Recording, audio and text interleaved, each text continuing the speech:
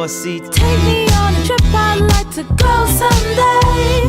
Take me A little less, the sky's the limit, more like, You know, every few years, if you live long enough or you keep living, you go through, a reckoning with I bet you remember that song. The one record with Kanye West, and suddenly Estelle was everywhere. Grammy wins, magazine covers, radio, spinning her voice on repeat.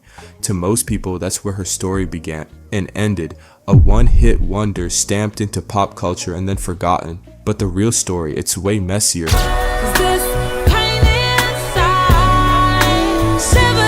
Behind the charts and trophies was a fight the industry didn't want to talk about. Label politics, marketing neglect, whispers of colorism, and a media machine quick to flip confidence into arrogance. Every time Estelle tried to break free of the box they shoved her in, another wall went up. And while fans only saw the headlines, the reality was a career still unfolding. Grammy nominations, hit duets, even a second life in animation. This isn't just the story of a hit single. It's the story of how the industry builds you up, breaks you down, and rewrites your legacy. I'm going like, this is gonna be fun. People gonna have fun to this. It's gonna be so joyful, like. Everybody thought Estelle's story began and ended with one hit. That track with Kanye came out and suddenly she was everywhere. Radio, clubs, awards shows. It wasn't just a chart moment, it was the kind of success that stamps your name in pop culture whether you're ready for it or not. I mean, look, American Boy is the song that keeps on giving. You know what? I'm so grateful. But the crazy part is how quickly people boxed her in. One record turned her into a Grammy darling, and the next second, the industry acted like that was all she had to give.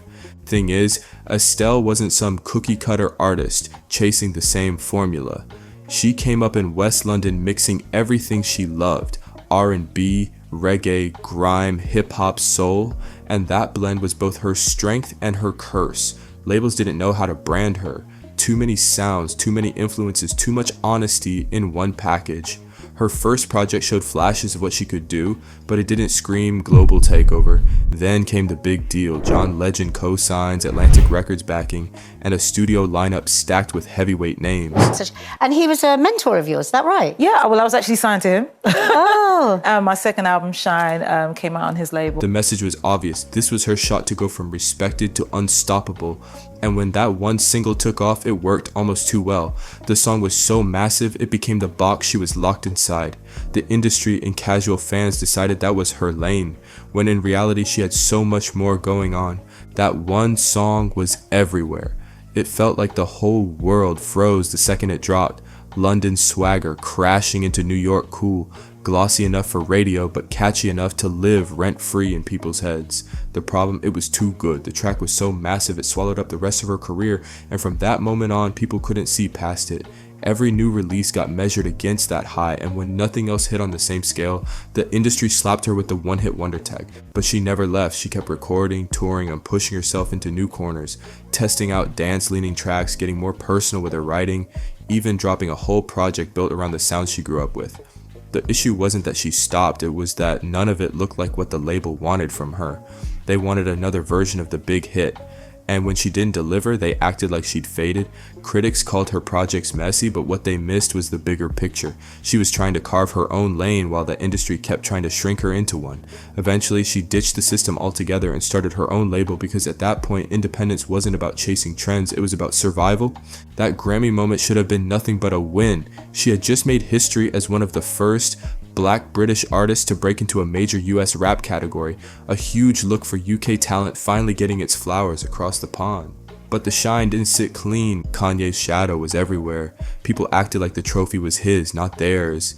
Headlines leaned on his name, his verse, his celebrity, while she got treated like the supporting act on her own record. The conversation quickly turned into whether the song would have mattered without him, which only reinforced the industry's habit of centering the most famous man in the room, while the woman who carried the track got pushed to the side. Some critics even used it as proof the Grammys loved flashy crossover singles more than real rap, especially with other heavyweights cleaning up that night.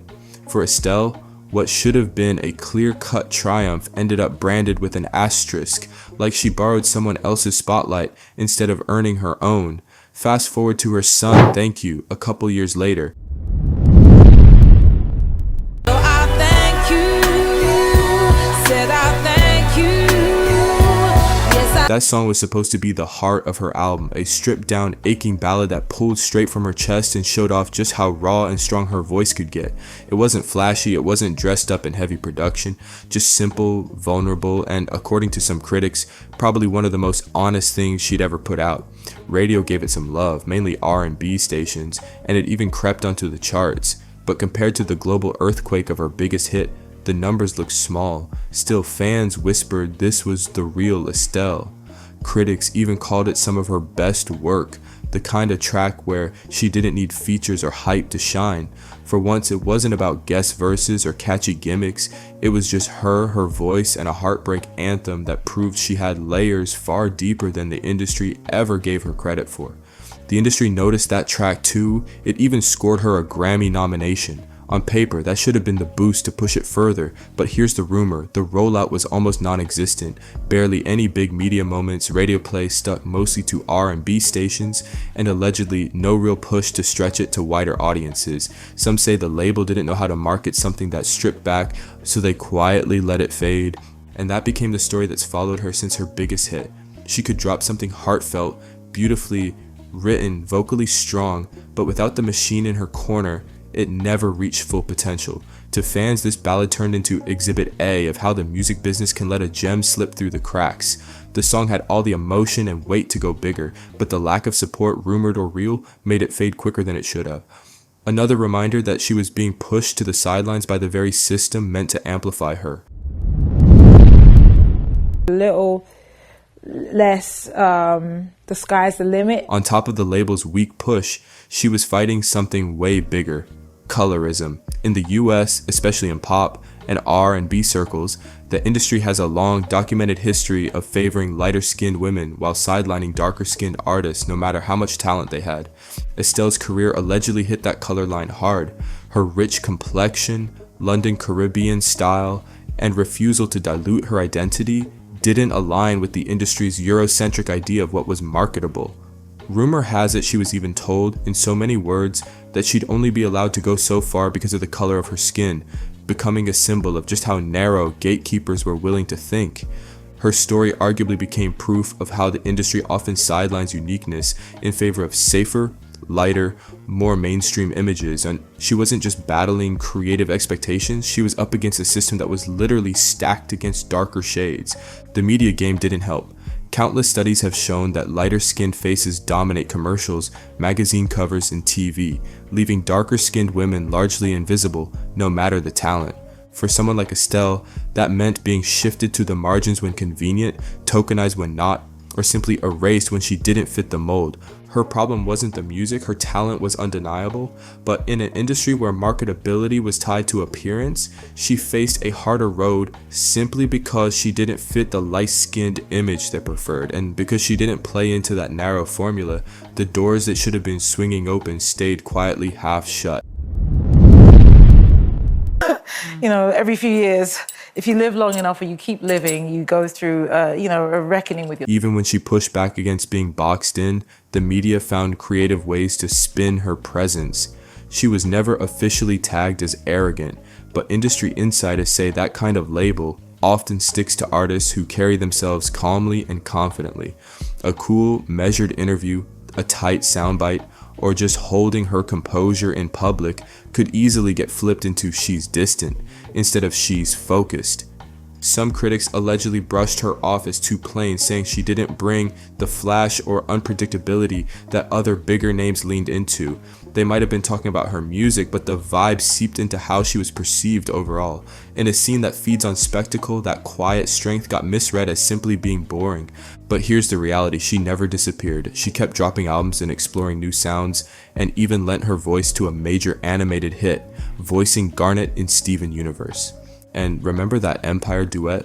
The duet version of Conqueror soared back onto the charts, number 42 in the Hot 100 and number 15 R&B, making it her biggest US hit since American Boy. The issue wasn't her craft, it was how the story got framed. The media loves dramatic comebacks more than steady artistic growth, so the narrative of her vanishing stuck. In reality, she was evolving, not evaporating, but because the industry rarely rewards consistency, casual fans were left with only half the picture.